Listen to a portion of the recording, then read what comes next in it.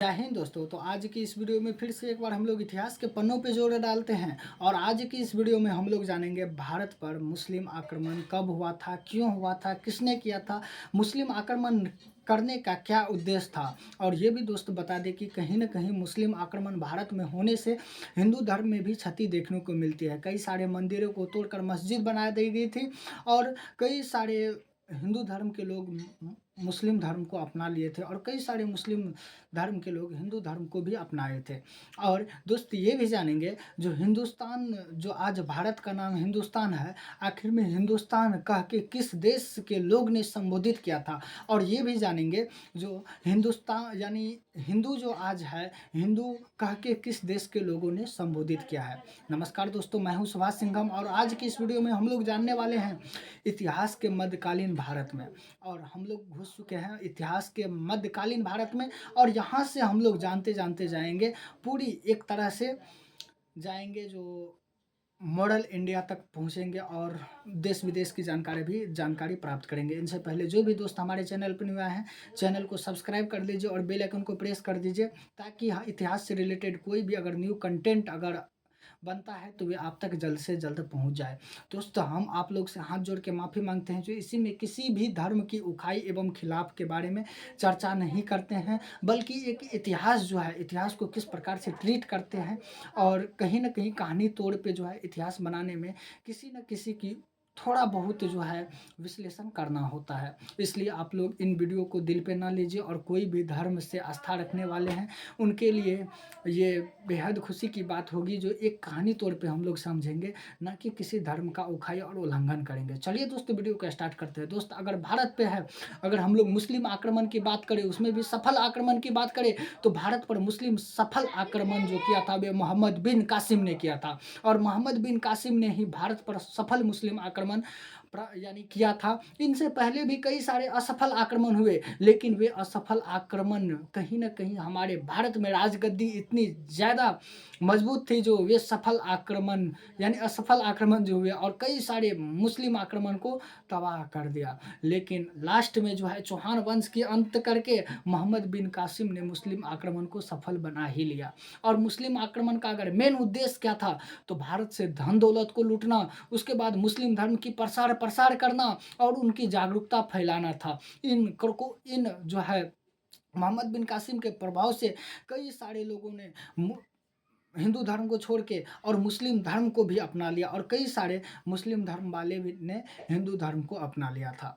तो दोस्तों, अब भारत पर जो है सबसे पहले मुस्लिम आक्रमण 711 ईसा पूर्व में जो यानी बदुला और अदबदुला के नेतृत्व में हुआ था। ये दोनों आक्रमण असफल रह गए। अब ये जो दो आक्रमण हुआ था मोहम्मद बिन कासिम से पहले, ये दोनों आक्रमण असफल हो गया, जो कि किसके नेतृत्व में था, तो वे बदुला और अदबदुला के नेतृत्व में था। अब भारत पर जो है पहला सफल आक्रमण की अगर बात करें तो वे मोहम्मद बिन कासिम ने किया था। अब इसने 712 ईसा पूर्व में रावण के युद्ध में सिंधु के राजा दाहिर को पराजित कर दिया। अब जो है किसने सिंधु के राजा यानी सिंधु के राजा तो दावर जो था उनको पराजित कर दिया, तो मोहम्मद बिन कासिम ने पराजित कर दिया। और पराजित करके राजा दाहिर चर्च वंशज के थे और राजा जो दाहिर थे वे चर्च वंशज के थे। उस समय सिंधु की राजधानी ब्रह्मावाद या आरोह हुआ करता था। ठीक है। अब अरबों की सिंधु विजय यानी विजय का प्रमाण जो है चर्चनामा यानी फलनामा पुस्तक यानी नामक ग्रंथ में देखने को मिलता है। अब जो सिंधु यानी सिंधु जो राज्य था उनका जो खात्मा किया था और दाहिर राजा को जो अंत किया था, तो उनकी जो चर्चा है वे यानी चर्चनामा ग्रंथ से मिलता है। जो यानी चर्चनामा ग्रंथ से मिलता है, इसकी रचना जो है अली अहमद ने किया और इसकी जो रचना है किसकी रचना, तो यानी चर्चनामा ग्रंथ की जो रचना की थी वे अली मोहम्मद ने किया था। इस पुस्तक की अरबी भाषा में रचना अबू मुसाफिर ने किया। अब इसका जो है भारत पर आक्रमण करने का उद्देश्य धन दौलत लूटना और इस्लाम धर्म का प्रसार करना था और ना कि राज विस्तार करना। अब मुस्लिम आक्रमण जो करने का मेन उद्देश्य था वे था धन दौलत को लूटना और उसके बाद मुस्लिम धर्म की प्रसार करना। अब जो था ये नहीं था जो हम इसकी राज्य की जो है क्षेत्रफल बढ़ाए। अब ऐसा नहीं था जो हम राज्य को यानी राज्य का विस्तार करें, इसका कोई भी उद्देश्य नहीं था। अब मोहम्मद बिन कासिम ने यानी 713 ईस्वी में सुल्तान को जीत लिया और वहाँ से उसे इतने अधिक सोना का भंडार मिला मिला कि सुल्तान को इतिहास में स्वर्ण नगरी कहा जाने लगा। अब 713 ईसा पूर्व में जो है मोहम्मद बिन कासिम ने जो है सुल्तान को जीत लिया। अब सुल्तान से भारत की एक जगह थी सुल्तान, और मोहम्मद बिन कासिम ने सुल्तान पर आक्रमण करके सुल्तान का जो राजा था उनको हरा के उनको पराजित कर दिया और सुल्तान को जीत लिया। जैसे ही सुल्तान को जीता वहाँ से इतनी भारी संख्या में सोना मिला जिससे इतिहास में सुल्तान को स्वर्ण नगरी के नाम से जानने लगा। अब इसने जीते हुए क्षेत्र की राजधानी अल मसूरा को बनाया। अब जो है ये जो सुल्तान को जीता था मोहम्मद बिन कासिम ने, तो मोहम्मद बिन कासिम जो है जीते हुए क्षेत्र की राजधानी जो है अल मसूर यानी अल मसूरा को बनाया। उसके बाद मोहम्मद बिन कासिम ने के आक्रमण के फलस्वरूप अरबी संस्कृति को भारतीय ने और कुछ भारतीय संस्कृति को अरब वासियों ने अपना लिया था। अब जो है मोहम्मद बिन कासिम के आक्रमण के बाद जो है अरबी संस्कृति को कुछ भारतीयों ने अपना लिया था, यानी मुस्लिम धर्म को कुछ भारतीयों ने अपना लिया था और उनके बाद कुछ भारतीयों ने भी यानी कुछ अरब वासियों ने भी भारतीय धर्म को अपनाया था।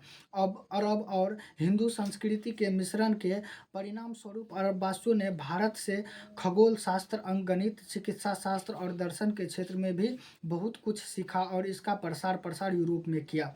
अब जो है अरब और हिंदू संस्कृति के मिश्रण को यानी अरब और यानी अरबी भाषा और जो है हिंदू भाषा की जो मिश्रण हुई उनसे उनके फलस्वरूप जो अरब वासियों ने भारत से खगोल शास्त्र यानी भारत से जो है खगोल शास्त्र, अंकगणित और चिकित्सा शास्त्र और दर्शन के क्षेत्र में बहुत कुछ सीखा था और इनका प्रसार यूरोप में जाके किया था। अब सर्वप्रथम अरब वासियों मुसलमानों ने भारतीय को हिंदू कहकर संबोधित किया और अरब वासियों ने ही मुसल यानी सर्वप्रथम अरब वासियों मुस्लिमों यानी अरब वासियों के जो मुस्लिमों थे उन्होंने भारतीयों को यानी जो भी भारत में रहने वाले थे उनको हिंदू कह के संबोधित किया था। तो किसने किया था? ये क्वेश्चन यानी बार जो है एग्जाम में भी रिपीट करता है, जो किसने जो है भारत में जो है अरब वास यानी किसने भारतीय लोगों को हिंदू कह के संबोधित किया था? तो ये जो है अरब वासियों ने किया था। और अरब वासियों ने किया था। अरब आक्रमण के फलस्वरूप भारत में पर्दा यानी उसके बाद जो है ना अब इस देश का नाम हिंदुस्तान कहा गया था। अब सर्वप्रथम अरब वासियों का जो यानी यानी अरब का जो मुस्लिम था उन्होंने हिंदू का के संबोधित किया था और अरब वासियों ने ही भारत का नाम हिंदुस्तान रखा था और हिंदू जैसे ही बोला तो हिंदुस्तान रख दिया था। और अब अरब आक्रमण के फलस्वरूप भारत में पर्दा की तीव्र गति से विकास हुआ। इनके साथ ही यानी जरिया ताकत और खजीरा भूराज नामक कर लगाना जारी कर दिया। अब मोहम्मद बिन कासिम जो है सर्वप्रथम जो है जरिया कर लगाया था। अब जरिया कर किसे कहते हैं? तो वे हिंदुओं पे लगाया जाता था जो मुस्लिम का नहीं यानी जो मुस्लिम धर्म के नहीं थे उन पे जरिया कर लगा दिया यानी लगा दिया करता था। इनसे क्या हुआ, जो कई सारे हिंदू भी डर के मारे जो है जरिया करके डर के मारे उन्होंने जो है मुस्लिम धर्म को अपना लिया था। मोहम्मद बिन कासिम ने भारत में सर्वप्रथम जरिया कर लगाया था। जरिया गैर मुस्लिमों से लिया जाने वाला एक प्रकार का यानी सुरक्षात्मक कर था, जो आपकी सुरक्षा करता है। वे सुरक्षात्मक कर जो था वे जरिया कर था। अब मोहम्मद बिन कासिम ने जरिया कर से 5 लोगों को मुक्त कर दिया था, जो बच्चा था उन्हें मुक्त कर दिया, बूढ़ा को, उसके बाद जो ब्राह्मण था ब्राह्मण को जरिया कर से मुक्त कर दिया, उसके बाद विकलांग जो था विकलांग को जरिया कर से मुक्त कर दिया और औरत को जरिया कर से मुक्त कर दिया। अब फिरोज शाह तुगलक ने ब्राह्मण पर भी जरिया कर लगाया था। अब जैसे ही फिरोज शाह तुगलक आया उन्होंने ब्राह्मण पे भी जरिया कर लगा दिया और मुगल बादशाह अकबर ने 1564 ईस्वी में जरिया कर को समाप्त कर दिया। अब सोच सकते हैं जो जरिया कर 713 या 14 ईसा पूर्व में लगा था वे जाके 1564 ईसा पूर्व में एक बार समाप्त हुआ था, वे भी पूर्ण रूप से जरिया कर समाप्त नहीं हुआ था। अब औरंगजेब जैसे ही आया तो 1669 यानी 1679 ईस्वी में जो है पुनः जरिया कर लगा दिया। अब नोट एकमात्र मुगल बादशाह औरंगजेब ने ही अंग्रेजों से भी जरिया कर वसूला था। अब उस समय में जो है ना यानी 1669 ईस्वी में औरंगजेब जैसे आया तो उस समय में यानी उसके बाद जो है अंग्रेज़ों का भी शासन धीरे धीरे भारत पे आना आरंभ हो गया था। तो एकमात्र जो साम्राज्य था औरंगजेब, उन्होंने भी उनने वे जो है अंग्रेज़ों से भी जड़िया कर वसूला था। और उसके बाद जो है जड़िया कर को अंत पूर्ण रूप से मोहम्मद शाह रंगीला बादशाह ने समाप्त कर दिया था। अब विष्णु शर्मा का पंचतंत्र और अन्य कई सारे जो है ग्रंथों देखने को मिलते हैं। अब अरब ने सिंधु यानी अरब के जो भी लोग आए थे वे सिंधु जिसको जीता था, उन्होंने सिंधु में ऊँट पालना और खजूर की खेती प्रारंभ कर दी। और चर्चनामा ग्रंथ के अनुसार सुलेमान के आदेश पर मोहम्मद बिन कासिम की हत्या करवा दी गई थी। अब चर्चनामा ग्रंथ के अनुसार जो है ना, सुलेमान का आदेश दिया जो मोहम्मद बिन कासिम को मरवा दिया जाए, तो मोहम्मद बिन कासिम को मरवा दिया और उनकी हत्या कर दी गई। ये थी मोहम्मद बिन कासिम की कहानी। अब हम लोग जो कल की अगर बात करें तो कल जो है बहुत मज़ेदार वीडियो आने वाला। अब इसके बाद जो है ना हिस्ट्री का मज़ेदार ही वीडियो आएगा, क्योंकि एक कहानी तौर पे सुनने में और पढ़ने में बहुत सारा अंतर होता है। आप अगर पढ़ते हैं तो याद नहीं होगा, लेकिन एक कहानी तौर पे समझिए, और जो होता है मूल्य टॉपिक उनको अगर हम लोग पढ़ के भी बताते हैं ना तो एक अलग ही मज़ा रहता है इतिहास को सुनने में। और क्यों ही इतिहास को इतना दिलचस्प मानते हैं। अब कल का जो वीडियो आएगा ना, वे गजनबी के बारे में आएगा, जो गजनबी ने आखिर में क्या क्या किया और किस किस चीज़ की यानी खोज की और किन किन चीज़ों को तोड़ा और किन किन चीज़ों की निर्माण की, गजनबी के बारे में अब कल का नेक्स्ट वीडियो आएगा। जय हिंद दोस्तों, मिलते हैं अब नेक्स्ट वीडियो में। आज के लिए बस इतना ही।